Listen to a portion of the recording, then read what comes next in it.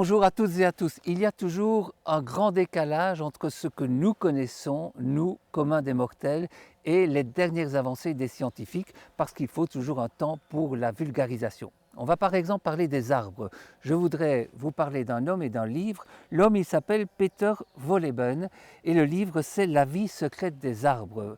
Peter Wohlleben vit à quelques dizaines de kilomètres d'ici, dans l'Eifel.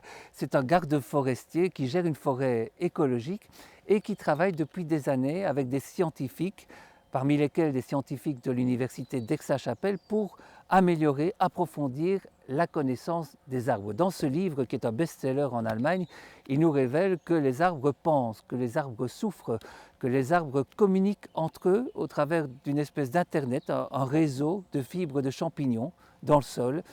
Nous apprenons aussi que les arbres peuvent prévoir l'évolution des saisons ou qu'ils peuvent même sentir l'imminence d'un danger et avertir leurs congénères lorsque ce danger apparaît. Tenez, par exemple, le chêne qui est derrière moi, est-ce que ce sont plusieurs chênes ou un seul? Si ce sont plusieurs chênes, ils ont chacun leur personnalité. Si je vous parle des arbres, c'est parce que je voulais vous parler des forêts.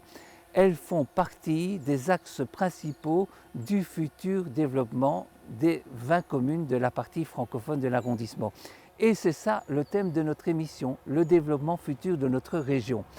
Nous allons, si vous le voulez, partir dans un périple durant quelques dizaines de minutes pour découvrir des projets du futur.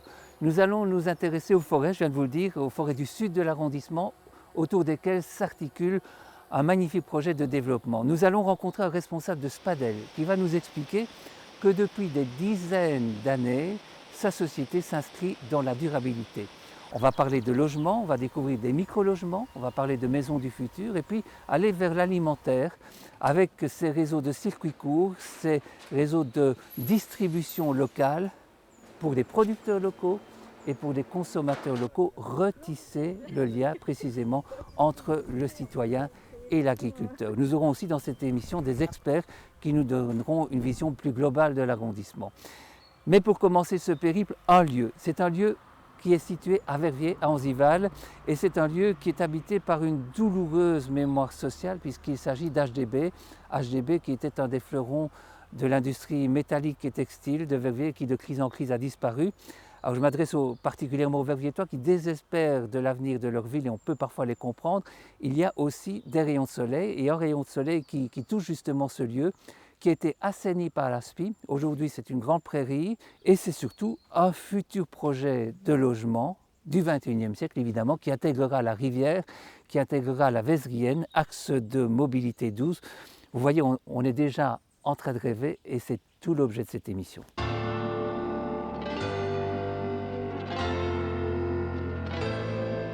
Il y a 30 ans, jeune journaliste, je suis venu souvent sur ces lieux pour couvrir la lente mort d'un fleuron verviétois, les ateliers Auger d'Usberg-Bosson.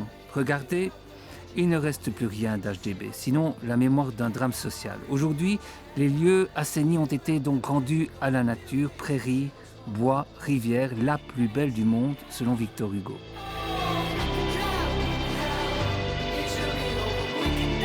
Ici pourtant va naître un nouveau quartier qui sera le symbole du renouveau de Verviers. Pour nous accueillir sur les lieux, quelqu'un qui pense notre futur, c'est Benjamin Robinson, l'architecte du projet. Il faut bien comprendre qu'on est à un moment qui est très intéressant, c'est qu'on va passer d'un paradigme du développement durable, où développement, on fait de manière peut-être infinie, mais durable avec des ressources qui sont finies, donc il y a peut-être un oxymore déjà dans le terme, à une notion où on vient de prendre, peut-être avec la pandémie aussi, on vient de prendre conscience des limites de notre planète, des limites de notre système, et qu'à un moment donné, on ne peut pas tout le temps croître. Et donc on doit passer à, le faire vers, au faire moins et faire mieux. Et ça, pour moi, c'est dans tous les domaines, donc évidemment aussi dans le territoire et dans l'architecture. D'ici 2050, il ne sera plus question de transformer des zones de nature, d'agriculture ou de sylviculture en zones d'habitat. Le cadre est placé, nous allons parler de territoire, celui de nos 20 communes francophones de l'arrondissement. Pour reprendre cette notion d'adaptation, de sobriété, de résilience, mais je pense qu'il faut retisser tout un tissu de connexion économique, de connexion sociale, d'inclusion avec les richesses de notre territoire, plutôt que de simplement se dire on va s'approvisionner au moins cher biallois parce qu'on a vu les conséquences que ça peut avoir quand il y a une rupture du système. Se reconnecter, produire chez nous, consommer chez nous, voyons côté de l'agriculture en région wallonne. La moyenne d'âge des agriculteurs est de 58 ans. Seuls 3% des exploitations trouvent repreneurs. Et si on ne reconnecte pas d'urgence producteurs et consommateurs locaux, c'est l'urgence aujourd'hui, parce que si on fait le constat sur notre territoire, on a un territoire à 95% d'herbage. Qui dit herbage dit prairie. Et donc il y a des agriculteurs qui ont des élevages qui aident à entretenir et à préserver notre paysage. Et aujourd'hui, ce qu'on remarque, c'est que dans notre territoire qui est hyper spécialisé en lait, il y a 90% de notre production qui part sur le marché européen et qui part pour la transformation de lait en briques, de poudre de lait et de beurre industriel. Alors bien sûr, il y a une partie consommée sur notre territoire, mais il y a une grosse partie aussi qui est exportée dans des pays, dans les 5 continents au niveau mondial. Et donc aujourd'hui, si on poursuit dans cette tendance, nous, petits acteurs des régions wallonnes au niveau mondial et européen, on ne va jamais arriver à être concurrentiel. Salut Pierre, ça va? Sur lesquelles? Alors les pièces, c'est celle-ci, oui. Voilà les bocaux. Merci. Pour le froid, ce qui vaut pour le lait vaut aussi dans d'autres domaines. C'est donc remettre en place dans notre région des circuits courts et la mutation est en marche. Terre d'Herbage est née il y a 3 ans, basée à Malmedy et constitue un maillon essentiel dans la distribution. Le projet Terre d'Herbage est né en 2018 sous l'impulsion du RATAV.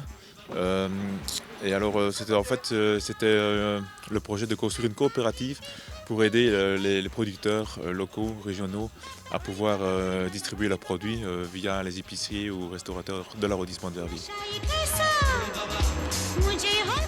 Une camionnette qui sillonne les routes de nos campagnes, qui amène les produits vers les distributeurs, c'est sur papier tout simple. En termes d'organisation, c'est plus compliqué, mais c'est un réel plus pour notre région.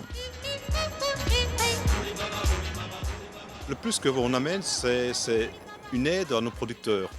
Donc en fin de compte, une logistique leur permet aussi à eux d'avoir une facturation beaucoup plus simple, vraiment plus simplifiée. Ils peuvent d'un autre côté s'occuper beaucoup plus de leur production et d'un autre côté avoir aussi un aspect beaucoup plus professionnel sur le sujet et avoir des conseils aussi et des échanges avec un distributeur. Vous l'aurez compris, créer de la valeur peut passer par des projets très locaux.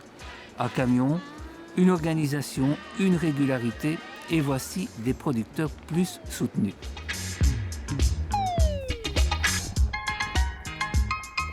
Ici, nous sommes à Limbourg, au lieu dit Altrap. Nous allons rencontrer l'équipe d'Inventaire. Ils produisent et livrent eux-mêmes. Pour le moment, on a un maraîcher, on va dire, qui a développé vraiment le terrain en compagnie d'un ancien maraîcher qui est à la retraite. Donc il y a vraiment cette histoire de passation de savoir qui travaille ici. Mais il y a d'autres personnes évidemment qui l'accompagnent. On a 2 articles 60 qui sont en formation et qui l'accompagnent. Et puis alors on a des porteurs de projets qui vont venir s'installer au fur et à mesure du temps pour justement continuer à travailler le terrain, à l'agrandir et à produire de plus en plus. Les espaces terres, donc les espaces terres, ce sont des espaces tests où des futurs maraîchers peuvent venir s'initier, on va dire, à leur métier. Donc on leur offre une infrastructure, on leur offre du matériel, on leur met à disposition un réseau de distribution, un réseau de communication. Et donc pendant quelques nombreux mois, on va dire, ils peuvent s'essayer à leur métier. Donc ça, on veut effectivement essaimer ces projets-là, ces projets d'espace terre, un peu partout autour de la région de Verviers, pour donner la possibilité à des jeunes maraîchers de se lancer. Alors vous êtes des agriculteurs nomades, vous, d'une certaine manière, puisque bon, il y a ce lieu, il y a ces terres, mais ça peut être d'autres terres ailleurs. En fait, vous pouvez disséminer ce projet et le rendre multiple. C'est ça. Donc en fait, l'ambition des espaces terres qu'on met en place en collaboration avec le RATAV, Step Entreprendre et Jobin, ainsi que le GAL du Pays d'Herve, c'est de mettre en place un système qui permet effectivement de faire des partenariats sur d'autres terrains et de mettre en relation en fait des personnes qui ont des terrains à disposition, de les mettre en relation avec des maraîchers qui souhaitent s'installer. Et donc l'objectif, nous, c'est qu'on va les aider d'un point de vue au niveau du maraîchage, donc avec des conseils professionnels, on va leur préfinancer du matériel, essayer de le mutualiser, faire les liens. Et alors ces maraîchers s'installent là-bas en collaboration avec ces personnes qui offrent les terres et dans l'objectif en fait d'avoir un lieu qui est durable pour eux. Le rôle du réseau alimentaire verviétois, c'est d'essayer aujourd'hui de rétablir un dialogue qui est complètement inexistant entre le citoyen consommateur et l'agriculteur et y compris les artisans transformateurs. Quand je rencontre les personnes qui ont des fromageries ou qui sont des éleveurs laitiers ou des maraîchers, ils pleurent de ne pas avoir de contact avec le citoyen consommateur. Et d'un autre côté, le citoyen consommateur, je suis sûre qu'il aimerait savoir, ou en tout cas mieux percevoir, d'où vient le lait qui a servi à faire son bon fromage, ou d'où vient la farine du pain qu'il mange tous les jours. Et donc je pense qu'il y a vraiment une volonté de rétablir pour moi cette collaboration et surtout du coup un mécanisme de solidarité.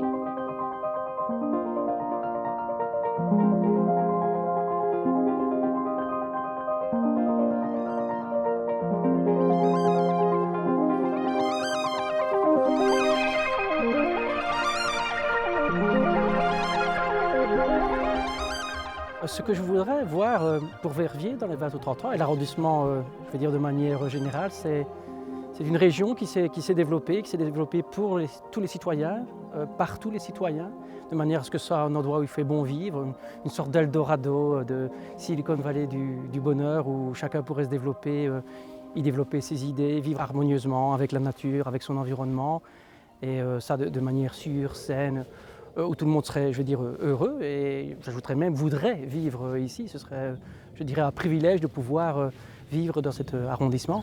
Ce qui est clair, c'est qu'il y a des enjeux qui sont des enjeux majeurs, qui sont ces enjeux de résilience. Donc cette capacité à pouvoir se projeter de manière durable vers l'avenir pour le bien-être de tous. Et ça, nous y contribuons chez Célabore en appliquant des principes qui sont des principes de priorisation. Et donc véritablement, c'est d'abord dans l'alimentation, ensuite dans l'alimentation animale, ensuite dans l'extraction de molécules à haute valeur ajoutée, dans des matériaux respectueux de l'environnement et finalement dans des valorisations énergétiques. Et toujours en ayant aussi cette volonté de valoriser au mieux notre potentiel. Et quel est le meilleur potentiel qu'on a autour de nous? C'est cette nature, dans laquelle on doit aller, je vais dire, puiser de manière intelligente toutes les ressources qu'elle nous apporte tout en la respectant. L'enjeu dépasse notre région, il faut établir un nouveau dialogue avec la nature. Mieux encore, considérer que nous en sommes partie intégrante et que nous avons une grande responsabilité. Chez Spadel, ce lien entre développement économique et respect de la nature, il est primordial. La première loi de protection date de 1772 et on couvre ici une des plus grandes zones d'Europe. Depuis 2010, le chemin vers la transition s'est accéléré. Spadel travaille à la réduction des gaz à effet de serre. L'ensemble de la gamme est 100% neutre en carbone. L'entreprise développe une stratégie d'emballage durable. Et puis, il y a plus spécifiquement l'eau. Nous avons comme ambition d'atteindre les plus hauts standards en termes de gestion durable de l'eau de la source à la sortie de l'usine, en comblant tout le bassin versant. Et nous voulons utiliser, je dirais, la certification AWS, c'est Alliance for Water Stewardship, qui est une sorte de référence mondiale en termes de gestion durable. Et nous sommes très fiers, en fait, à Spanopol, l'année dernière, d'avoir atteint le niveau le plus élevé, qui est le niveau Platinum, et qui est une première en Europe. Nous sommes les premiers en Europe à atteindre ce niveau et les deuxièmes au monde. Et donc on veut en fait que l'ensemble de nos sites de production, et il y en a 5 en Europe, atteignent les mêmes niveaux que Spanopol, donc que ce soit Bruchevon, que ce soit Wattwiller, Carola ou Devine en Bulgarie. Le deuxième engagement, c'est s'assurer que nos consommateurs aient le sentiment et la réalité d'avoir une eau la plus pure à disposition, sur lequel on travaille, mais il faut aussi qu'ils puissent le comprendre et le vérifier, donc ça c'est un point important. Et le troisième point, c'est continuer à fournir des boissons avec 100% d'ingrédients d'origine naturelle, peu importe l'évolution, je dirais, des marchés. Nous allons poursuivre notre périple en nous intéressant au secteur de la construction. Et vous savez à quel point le secteur de la construction est un secteur économique extrêmement important pour notre région, pour l'arrondissement. C'est un secteur aussi qui se met en ordre de marche pour aborder les défis du futur, au premier rang desquels le réchauffement climatique et les économies d'énergie.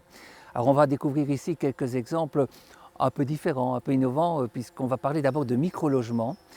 On va aller du côté de Theux et puis du côté des Hauts-de-Fagne pour découvrir justement une espèce de style de vie un peu différent. Vous allez voir.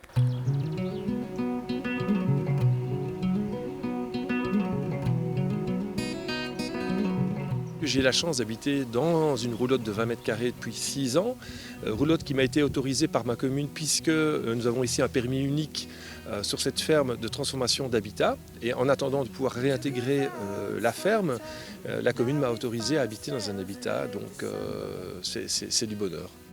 D'abord, c'est le bonheur d'avoir peu de poids sur les épaules, c'est-à-dire que j'ai pas beaucoup d'objets. Tout va vers la sobriété et j'habite dans un habitat qu'il faut peu chauffer, peu entretenir et qui me permet d'être en lien tout de suite avec la nature. Donc moi je dis toujours, quand je referme mon ordinateur, je marche 5 mètres et je suis dans le jardin, donc ça c'est vraiment extraordinaire. Ici on est dans une ferme avec de la permaculture, avec de la gestion de l'eau, c'est tout un système en fait. Ici nous explorons la résilience finalement future et la résilience de nos enfants. C'est comment nous allons pouvoir nous nourrir et vivre durablement ici dans nos territoires, et c'est ce que nous explorons au sein de cette ferme, c'est aussi comment produire de l'alimentation avec très peu d'énergie fossile. Ce qui m'a frappé aussi, c'est la gestion de l'eau. L'eau, c'est l'or bleu. L'or bleu, c'est comment pouvoir être sobre aussi en eau et respectueux de l'eau, celle qui rentre dans la propriété, celle qui en sort. Donc ici, finalement, nous avons un système qui permet d'éviter tant que possible l'utilisation d'électricité pour être sobre en eau.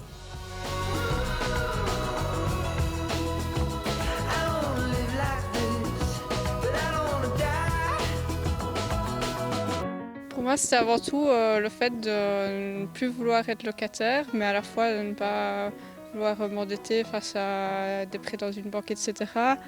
Et aussi l'envie de vouloir vivre de manière un peu plus écologique. C'est beaucoup plus facile quand on est dans une mini-maison.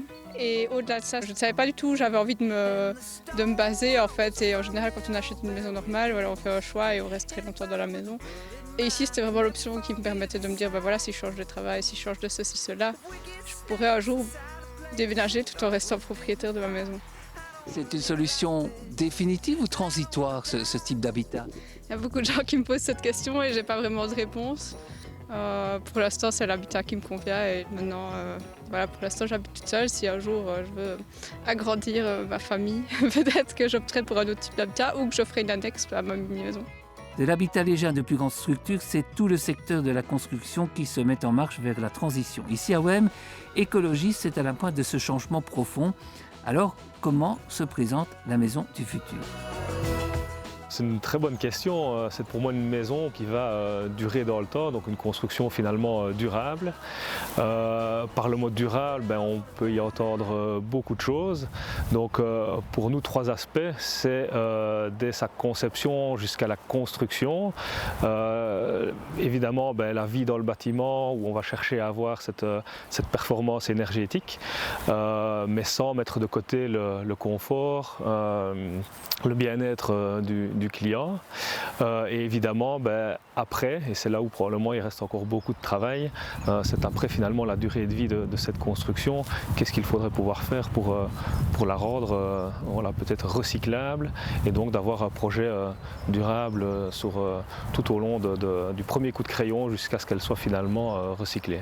La performance énergétique, on va pouvoir l'atteindre en fonction du terrain, son orientation, différents critères finalement bioclimatiques, pouvoir faire avec les apports extérieurs, des énergies renouvelables.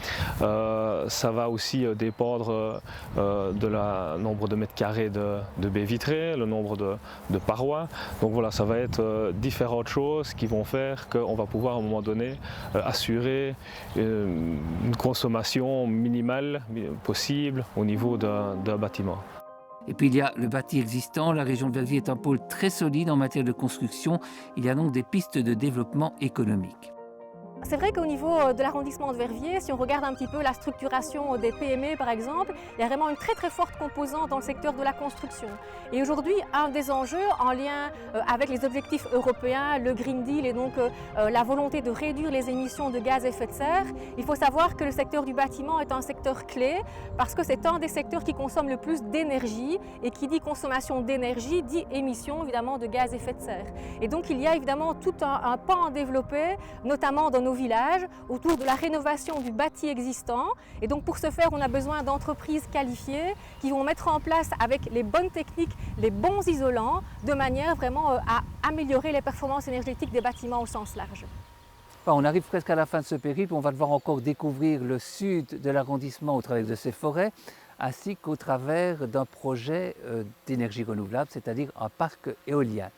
Mais avant d'arriver sur ces deux derniers projets, vous rappelez simplement que notre arrondissement a cette vocation de se développer selon trois axes. Alors le premier axe, c'est l'axe alimentaire, comment rétablir les circuits courts, ce lien entre les citoyens et les producteurs. Le deuxième axe, c'est celui de la construction au travers évidemment du développement durable.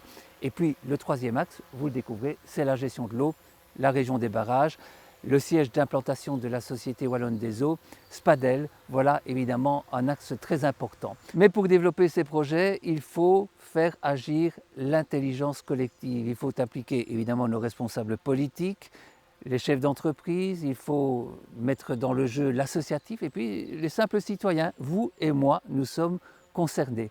C'est aussi l'avis de Benjamin Robinson. On a énormément de ressources et de savoir-faire qui sont intéressants. Et je pense que moi j'étais très impressionné notamment par l'action du RATAV, donc en termes de l'alimentation, où il y a vraiment une intelligence collective et des synergies où on se dit qu'on peut profiter du patrimoine paysager qu'on a pour produire de l'alimentation locale, recréer une filière de production, de distribution, d'alimentation, et qui peut aller vers la pédagogie des écoles.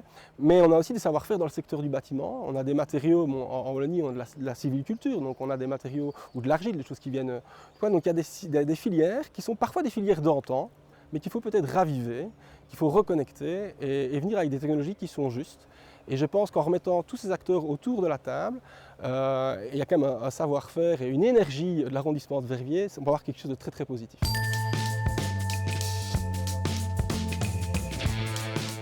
Direction le sud de l'arrondissement à Ouem. C'est un samedi matin brumeux, il y a quelques semaines, au pied d'une éolienne gérée par la coopérative Courant d'Air. C'est Mario Eukemès qui nous accueille.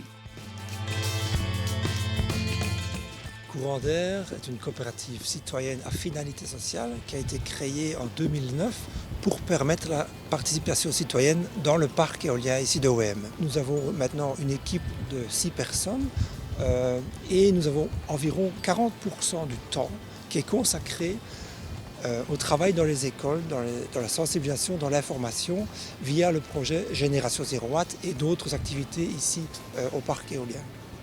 Un acteur de la transition énergétique, c'est quoi? C'est quelqu'un qui prend part aux investissements. Comme j'ai dit, via une coopérative, le citoyen peut prendre part en investissant dans les outils qui vont produire son électricité, mais aussi, grâce à ça, il va être plus sensibilisé à la problématique des profils, la problématique du réseau, et tout est en train de se diriger vers un déplacement de nos manières de consommer. Et nous allons, à l'avenir, plus consommer quand il y aura une abondance d'électricité renouvelable en l'occurrence. Et donc, on se dirige tout doucement vers un déplacement de charge vers les heures du milieu de la journée. Nous avons commencé avec les arbres et la fin du périple revient à nos forêts. Malmedy, Stavros-Toulmont veulent tourner la page du scolite, ce coléoptère parasite qui a ravagé nos arbres ces dernières années. La gestion future de la forêt passera aussi, elle, par une sylviculture durable et par un projet de développement pensé sur plusieurs décennies. Tous les acteurs vont beaucoup plus collaborer dans les prochaines années, politiques, entreprises, citoyens. La forêt de demain se dessine aujourd'hui. À la base, il y a une forêt qui est en crise, avec un certain stress. Et face à cette situation, on se sent démuni. Alors il y a aussi une initiative du cercle J'aime entreprendre à Malmedy qui réunit plusieurs acteurs autour de la problématique du scolite. Et il y a aussi une rencontre entre mandataires, le cercle J'aime entreprendre et l'espace culturel de Trois-Ponts, où là on croise nos regards, on se dit oui, ça serait chouette de faire un projet ensemble. Et alors après avoir soumis notre projet à EcoFirst, on se rend compte que voilà, il y a un intérêt réel à ce projet, donc on décide de démarrer ensemble. L'urgence, donc, c'est de travailler avec les acteurs de la filière bois de manière à anticiper les crises à venir. Donc, c'est surveiller nos forêts. Lorsqu'il y a un problème qui se présente, l'analyser, chercher les outils les plus adéquats. C'est se mettre en réseau de manière à réagir rapidement et peut-être donc travailler avec la filière bois aussi pour trouver des solutions innovantes de manière à gagner en autonomie. C'est aussi travailler sur la diversification de nos forêts en utilisant des outils comme le fichier écologique des essences, parce que la diversification, c'est un élément essentiel pour amener davantage de résilience dans nos forêts. Au niveau de la croissance de la région wallonne, donc, nous arrivons sur nos peuplements à une croissance de plus ou moins à quelques mètres cubes près, à 2 300 000 mètres cubes de bois annuellement. Et actuellement, on puise à 130% de cette réserve. Donc vous voyez, la forêt est un petit peu en déclin chaque année. Donc, le projet qu'on veut apporter, c'est mieux régulariser les peuplements avec une nouvelle plantation dans des endroits bien spécifiques. Je crois qu'à l'heure actuelle, on a pas mal d'éléments pour mieux planter. Donc faire des élèvements de terre, déjà certains endroits, ce qu'ils peuvent accueillir comme plan pour subir le stress du réchauffement climatique à l'heure actuelle. Et je crois que ça c'est très important. Et puis l'altitude aussi, qui est très importante au niveau plantation. Donc pas planter du résineux en dessous de 350 mètres d'altitude, c'est tantôt peine perdue. Donc qu'on plante des autres essences à ces altitudes-là. Quand on fait une erreur en forêt, ce n'est pas 3 années qu'on perd, hein. On peut perdre 2 générations. Donc il faut bien réfléchir à ce qu'on fait à l'avenir.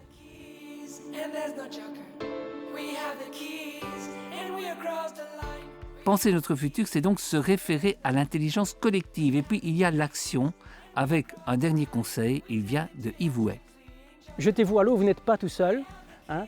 Il y a beaucoup d'intelligence collective en Wallonie et parfois un peu trop de modestie. Et il y a énormément aujourd'hui d'organismes, c'est que le Hub créatif de Verviers qui part vraiment de l'idée, des centres de recherche agréés qui sont là pour promouvoir l'innovation, accompagner les gens qui ont des idées d'un point de vue technologique et technique, les fonds d'investissement qui sont là pour accompagner d'un point de vue financier, la SRIW pour tout ce qui concerne l'exportation. Il y a vraiment tout un monde qui existe aujourd'hui qui est là pour aider l'entrepreneur à entreprendre et à réussir son entreprise.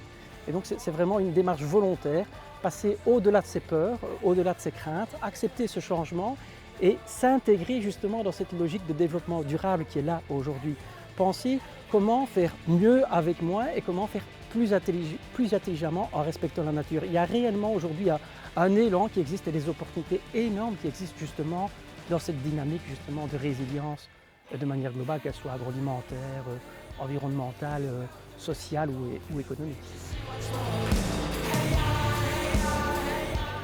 Voilà, c'est ce qu'on peut appeler un coup de boost. Nous sommes, vous le voyez, nombreuses et nombreux à croire à l'avenir de notre région et à son développement futur. Et nous sommes nombreuses et nombreux à vouloir participer justement à cet élan qui veut lui donner toutes ses chances pour l'avenir. Alors, on poursuivra cette réflexion dans de prochaines émissions. Je ne terminerai pas sans évidemment remercier ceux autour desquels s'articulent tous ces projets, le Hub créatif de Verviers, le RATAF. On repartira bientôt pour de nouvelles aventures et puis d'ici là, créez, rêvez, imaginez. À très bientôt.